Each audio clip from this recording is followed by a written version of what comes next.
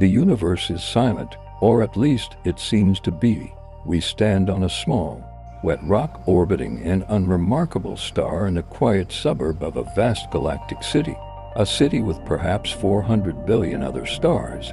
And in the deafening quiet of the cosmos, humanity has been shouting a single, desperate question for centuries. Is anybody out there? This question is not just the domain of science fiction. It is one of the most profound and fundamental inquiries we can make. It is a question about our own significance, or lack thereof. And to answer it, we must first confront what we actually know, what we think we know, and the vast, terrifying expanse of what we do not. For most of human history, the heavens were not a place of potential neighbors, but of gods, spirits, and divine mechanics. The celestial bodies were perfect, ethereal lights moving in ordained patterns, a backdrop for human drama, not a stage for other, similar dramas.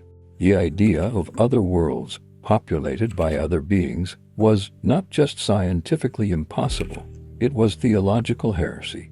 It took a fundamental, violent shift in our perspective to even begin asking the question. This shift began with a simple, revolutionary idea, that our Earth was not the center of everything. When Copernicus and Galileo demoted our planet from its privileged position, they inadvertently promoted the stars. The stars were no longer just pinpricks of light in a celestial dome, they became other suns. And if they were other suns, then perhaps they had their own planets. The philosopher Giordano Bruno took this logic to its fatal conclusion, proposing an infinite universe filled with countless inhabited worlds. For this, he was burned at the stake. The search for aliens began with a human sacrifice, a testament to how dangerous and disruptive this idea truly was. With the invention of the telescope, speculation turned to observation. For a brief, thrilling period in the late 19th and early 20th centuries, we thought we had found our neighbors. The American astronomer Percival Lowell, using his state-of-the-art observatory, stared at Mars and saw what he believed were canals. Not natural geological features, but vast, continent-spanning irrigation networks built by an intelligent, dying civilization struggling to channel water from the polar ice caps. This was not fringe belief. It was mainstream astronomical theory, captivating the public imagination and directly inspiring H.G. Wells's chilling novel, The War of the Worlds. The Martians were real, and they were desperate. Of course, we now know these canals were an illusion, a combination of optical tricks and the human brain's powerful tendency to see patterns in randomness. The story of the Martian canals is a crucial lesson in the history of this search. Our desire to find life is so strong that we can project it onto the thinnest of evidence. The mid-20th century brought a new tool and a new strategy. If we couldn't see them, perhaps we could hear them. The advent of radio astronomy changed the game. Suddenly, the universe wasn't just a visual spectacle. It was a symphony of invisible frequencies. In 1960, a young radio astronomer named Frank Drake conducted the first modern search for extraterrestrial intelligence, or SETI. In an experiment he called Project Ozma, he pointed a radio telescope at two nearby, sun-like stars, Tau Ceti and Epsilon Eridani, and he listened. He heard nothing but static. But in preparing for this search, Drake created something far more enduring than the experiment itself. The Drake equation. The Drake equation is often misunderstood as a tool for calculating the exact number of alien civilizations. It is not. It is, more accurately, a way to organize our ignorance. It breaks down the enormous question, are there aliens we can talk to, into a series of smaller, more manageable questions. How many stars are born each year? What fraction of those stars have planets?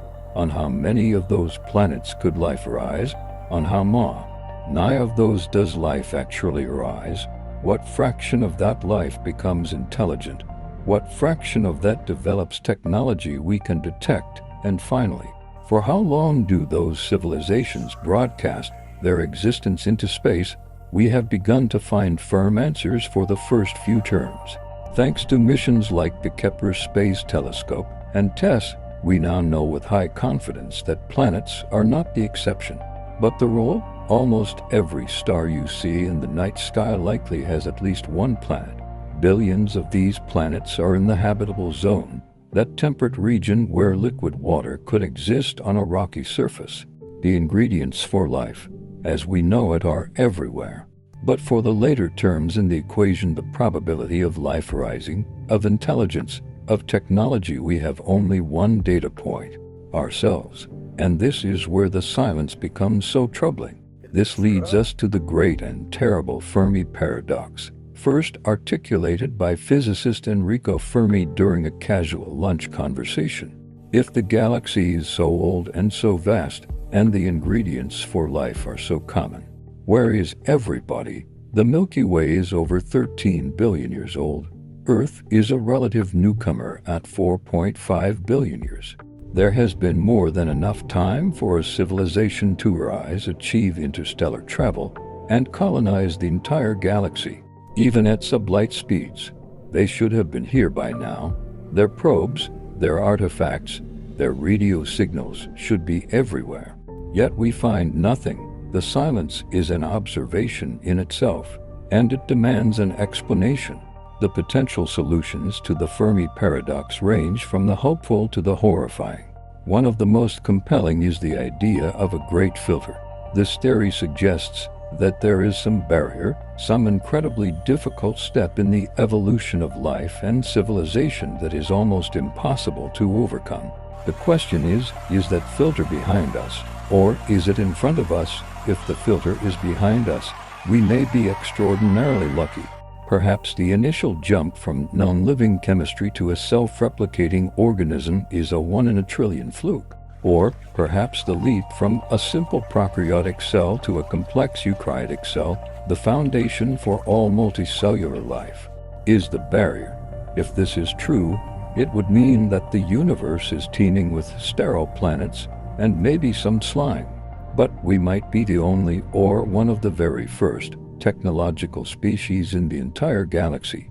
We are the first to pass the test. But what if the great filter is ahead of us? This possibility is far more sobering.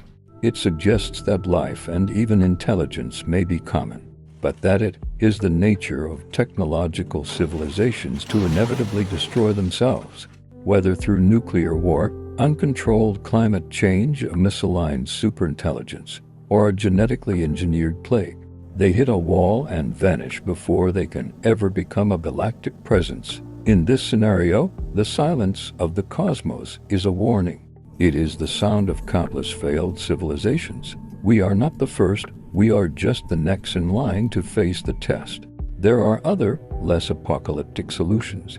Perhaps the galaxy is colonized, but we live in a quiet, rural backwater, deliberately left alone under a zoo hypothesis. The advanced beings are watching us for scientific or ethical reasons, careful not to interfere with our natural development, just as we watch animals from a protected blind. Or maybe the dark forest hypothesis, inspired by Cixin Liu's science fiction, is correct. In this view, the universe is a terrifyingly dangerous place. Any civilization that reveals its location is immediately targeted and destroyed by others who see it as a potential threat. The only survival strategy is to remain silent. In this scenario, SETI is not just a scientific project. It is a reckless gamble, screaming our location into a dark and hostile jungle. And then there is the simplest, most humbling possibility. They are out there, but we are too primitive to recognize them. Their communication might be woven into the fabric of space-time, using physics we haven't discovered. Their biology might be so different based on silicon perhaps, or existing in plasma clouds or deep within gas giants that we wouldn't even recognize it as life if we saw it. We are like an ant on a sidewalk next to a superhighway, aware of our immediate surroundings, but completely oblivious to the complex civilization operating on a scale and in a dimension we cannot comprehend. While these philosophical debates rage, our scientific capabilities have quietly entered a golden age. The question is no longer just if but where and how. The James Webb Space Telescope is a game changer. It is not designed to see alien cities, but to do something far more subtle and powerful. To analyze the atmospheres of distant exoplanets. As a planet passes in front of its star, a tiny fraction of the starlight filters through its atmosphere. By analyzing the spectrum of that light, we can determine its chemical composition. We are looking for biosignatures, combinations of gases like oxygen and methane that are out of chemical equilibrium and strongly suggest the presence of biological processes. Finding such a signature would not be proof, but it would be the most profound discovery in human history. Turning a single point of light into a living world, we are also looking closer to home. We now know that life on Earth can thrive in the most extreme environments, in boiling volcanic vents, under miles of ice, in highly acidic rivers. These extremophiles have completely rewritten our definition of habitable.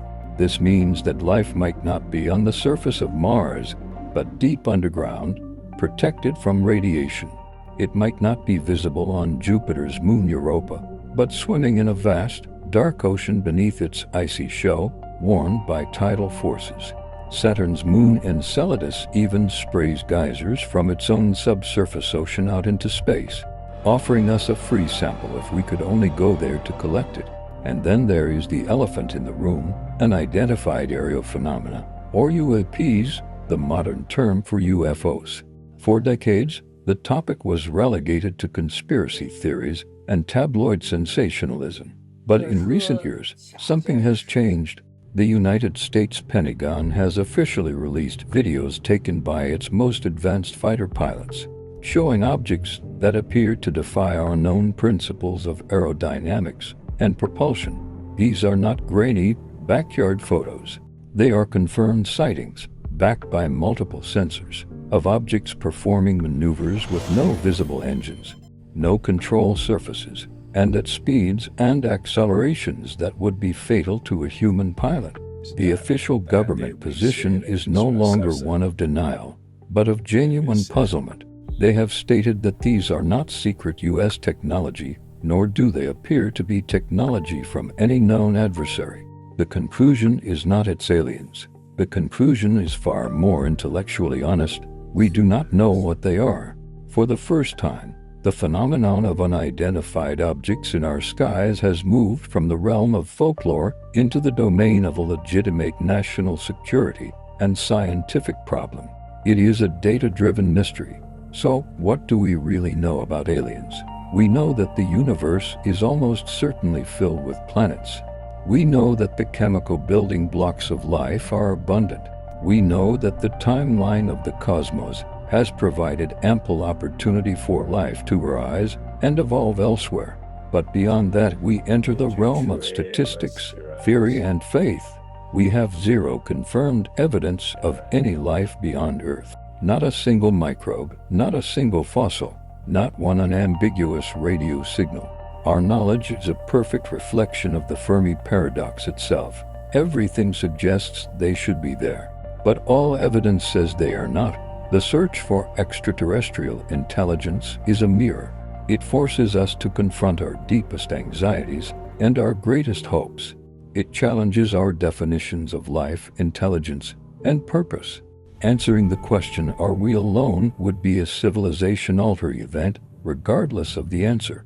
If the answer is yes, then the staggering responsibility for all consciousness in this galaxy falls upon our shoulders.